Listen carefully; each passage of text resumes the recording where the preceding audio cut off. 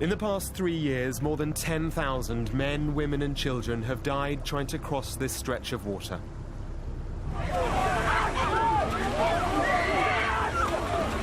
Migrants. People. Each one had a story, a hope, a dream. Over just 6 days, we'll witness the intensity of the rescue attempts, the helplessness of the migrants, and the hopelessness of the effort to end the crisis. Keep breathing, come on, come on.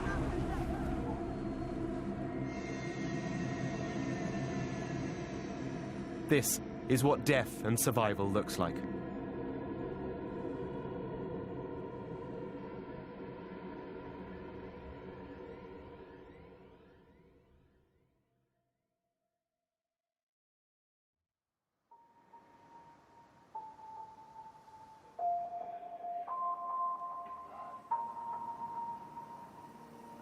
As a journalist, I've reported on almost every aspect of this continent's migration crisis. Everything except the most dangerous part of the migrants' journey, the sea crossing, where thousands are saved and thousands die. There is a calmness to our early morning departure. The sea is flat and the air warm. There is apprehension and there's adrenaline. We're traveling with rescuers, medics and sailors. On board the Topaz Responder, a floating ambulance. They know their roles and they know the challenges too. But the next 6 days will be among the hardest they've experienced. This swell comes in, both the vessels make like this, they can... you get a crush injury? This, not to happen again. That is the most important. And we'll be with them through it all, as observers who become participants. We can work around what you advise. And then we can work around too. We'll see how bonds are formed between us all and with those who'll be saved. If we did have a case like that, we come alongside and the stretcher could actually be taken from the foredeck or the aft. Because in the end, this team of professionals are just people saving other people. Malta is the ship's base. From here, we're heading south towards Libya. It's from this war-torn country that so many thousands leave looking for a better life in Europe. Smugglers bring the migrants together on the beaches of towns dotted along the coastline. But few of them are actually from Libya. The 300,000 who've made this journey in 2016 are from all over Africa, the Middle East and beyond. They've travelled to Libya because that's the gateway to Europe, and in this lawless place, no one is stopping them from coming. The sea they think they'll cross is vast. It'll take us 24 hours from Malta to the area where their boats will run into trouble.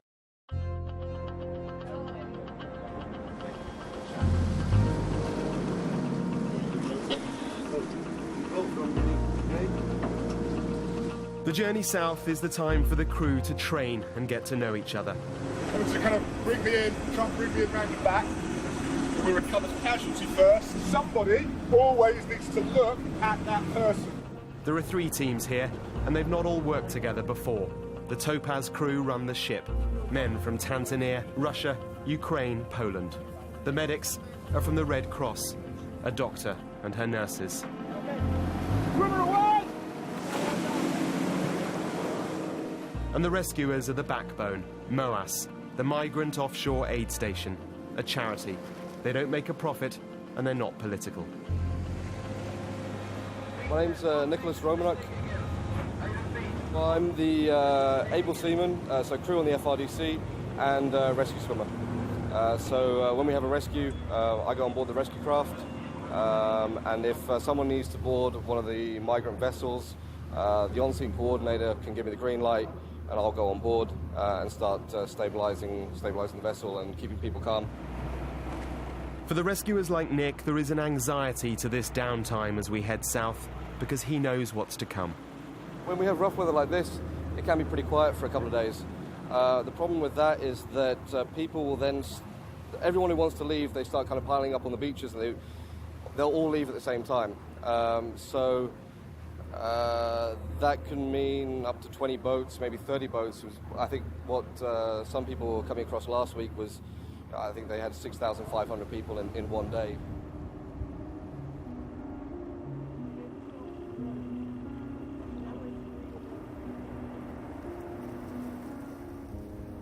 The crew have different ways of passing the time.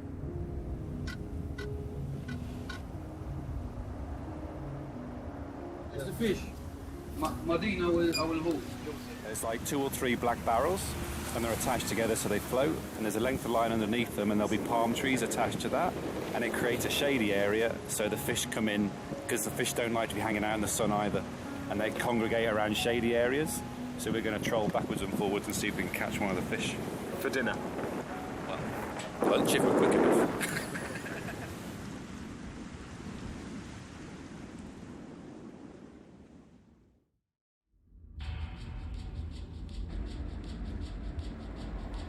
We calculate 7.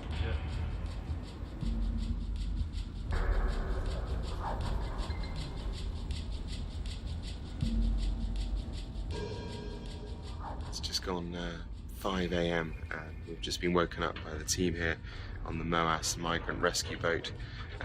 They should be rescued pretty shortly, so... 5-4, negative, sir, negative.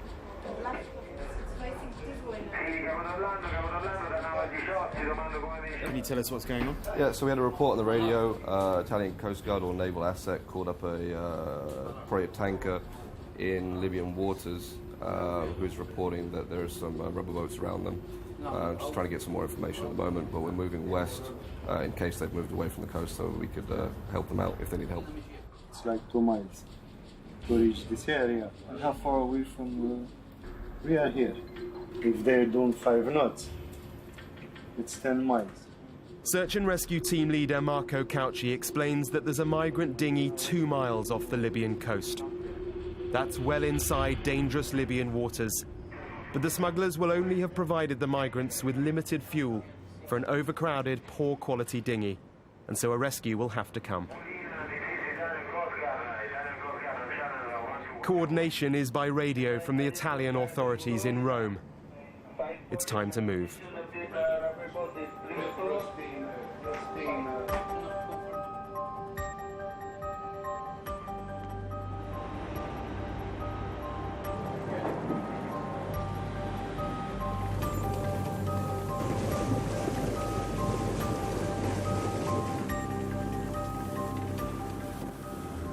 It's only when you come face to face with the migrant boats that you realize just how crazy, how dangerous and how desperate this whole thing is.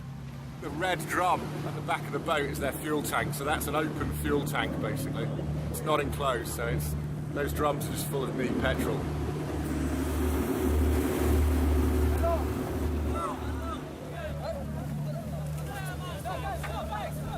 The boat is packed, and the challenge for the team is massive. We've moved up close now to the migrants. The job of the rescue teams now is to get the life jackets from this rescue boat onto the dinghy. Listen to instructions from this man, from this... Paul and Nick need to take control, to keep people calm.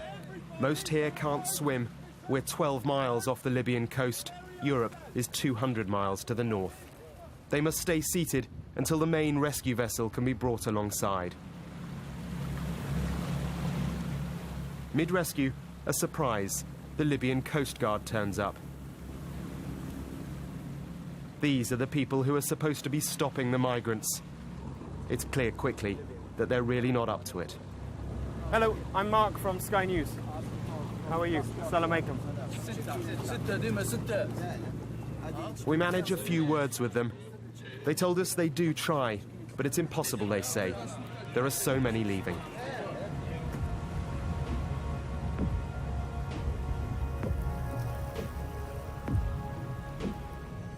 This is what a good rescue looks like. No one died, no one was injured.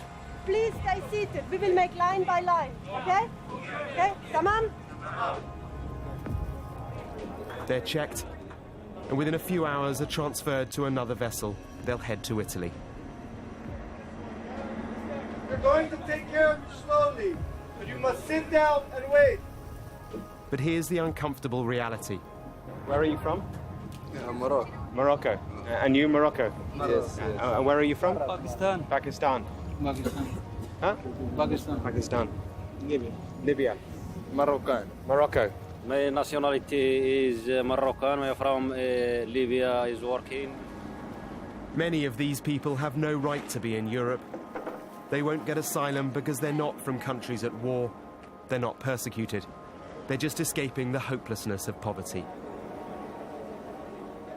But if they'd not been rescued, they would almost certainly have died. And by the morning, the crew will be faced with an extraordinary challenge.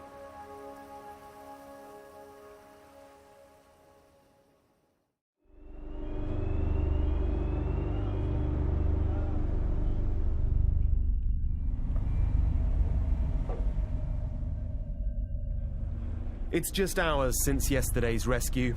They're out again. The crew of the Topaz Responder have trained for this. But in the darkness out here, everything is so much harder.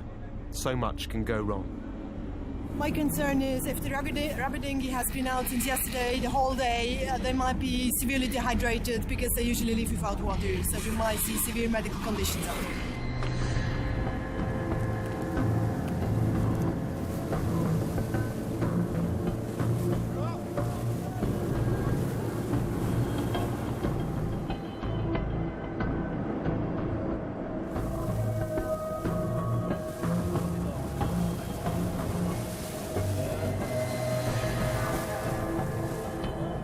As we approach the migrant dinghy, it's clear immediately just how challenging this will be. There are well over 100 on board, men and women and babies held high. Bonjour, bonjour. English or French? French? Good. Bonjour. Que vous restez assis, que vous bougez pas. Nous sommes là pour vous sauver. We are here to save you. We'll save you all. You need to stay calm and stay seated. Everybody sit down.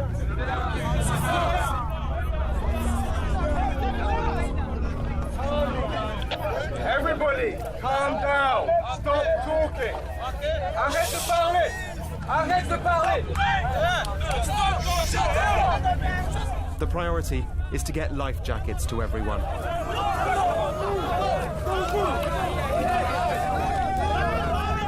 But as the first few are thrown, they all reach to snatch them.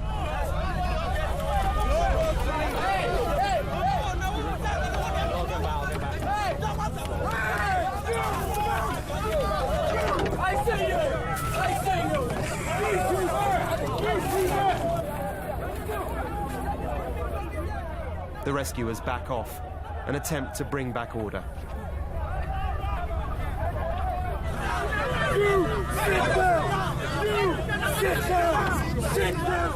Crowd control. At sea, at night, with people who can't swim and who are terrified. This is almost impossible. Well, the massive challenge for the team here is trying to ensure that everyone stays seated. If too many people get up on that flimsy boat, it'll turn over, they'll all be in the water, and few of them can swim. So after a very tense few moments, Nick has managed to get himself onto the dinghy. He reckons it's going to be easier to calm the migrants down if he's on there himself. Now they can resume the delivery of the life jackets.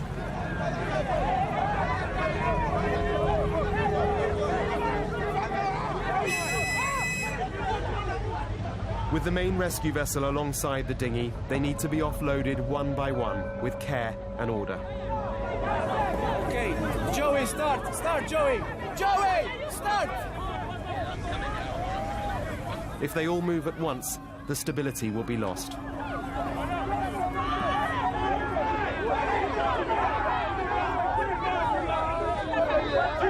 The first few are brought off safely, the babies. Do something!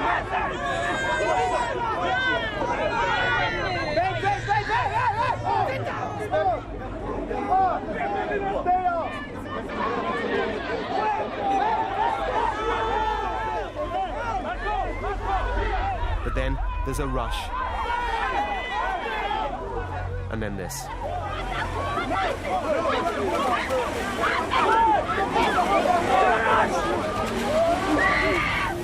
In the water are gallons of fuel from the dinghy, and they're swallowing it. Jump, efficiency! As journalists, we have an obligation for detachment, to observe and to report. But here, a human tragedy is unfolding in front of us. We are now part of it. Hold my hand! Hold my hand! Keep breathing, come on! Come on! His name is Abdul Latif. 1, 2, 3! And he survived. Oh.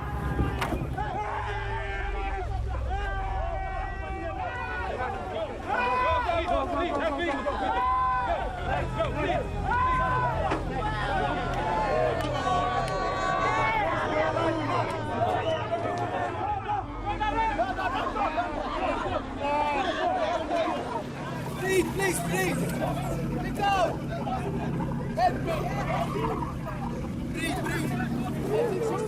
In the chaos, it takes us all a few moments to realise that rescuer Paul Chamberlain is in trouble.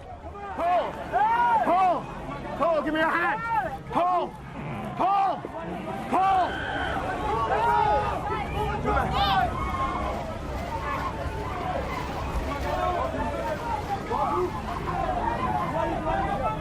One, two, three! Very good. Paul! Paul! Paul, you okay?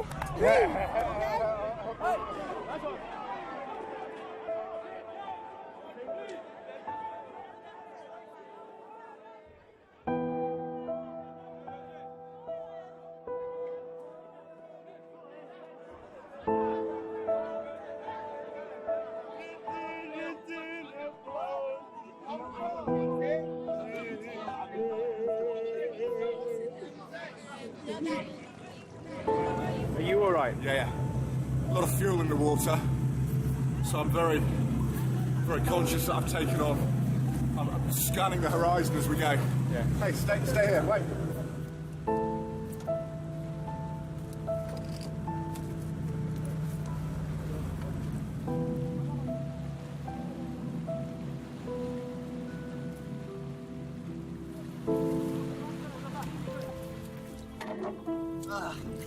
Give me a rope.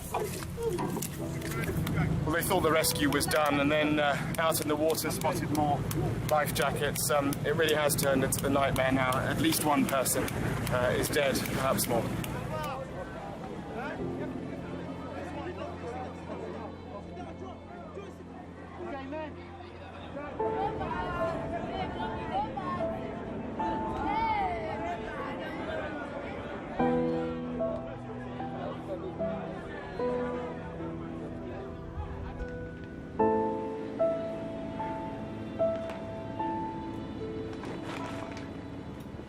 How do you cope with it? By smiling, and saving more people.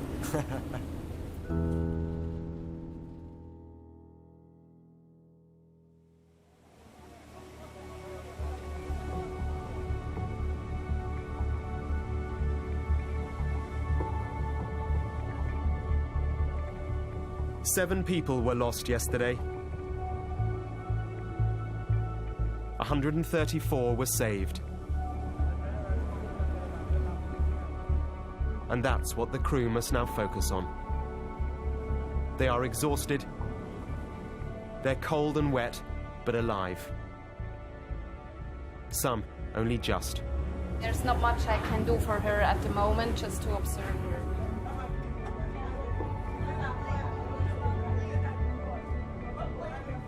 The 6 children all survived.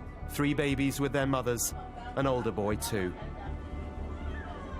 But the other 2, brothers, have lost their parents. For now, remarkably, they seem oblivious. There are some here who are refugees. Where are your parents? My parents, I don't know where they are. No, my mom is in the camps in Ethiopia, and my dad's, I don't hear about him. Like Queeth, who wants to finish his education away from South Sudan's war. What is your Commerce. subject? Commerce. Commerce. Yes. But most here are not refugees. They are just escaping that hopelessness of poverty. I'm going to Europe, so look for something, work and get some money, I become a good citizenship there so that I can be able to rescue my family, because in Nigeria the economy is not really helping us at all. They just want a better future, and with such simple ambitions. My plan is that I want to continue my work again in Italy. I want to go and learn how to sew again, better than the one I am before. That is why I left Nigeria. How strong must that desire be to put themselves through what we've now seen?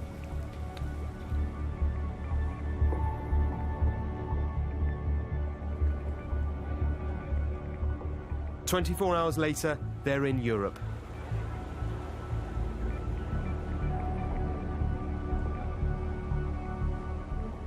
Lives saved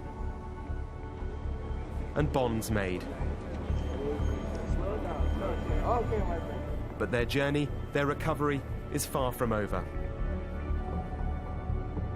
Some will get asylum, some will be sent home. Many will disappear into an illegal limbo.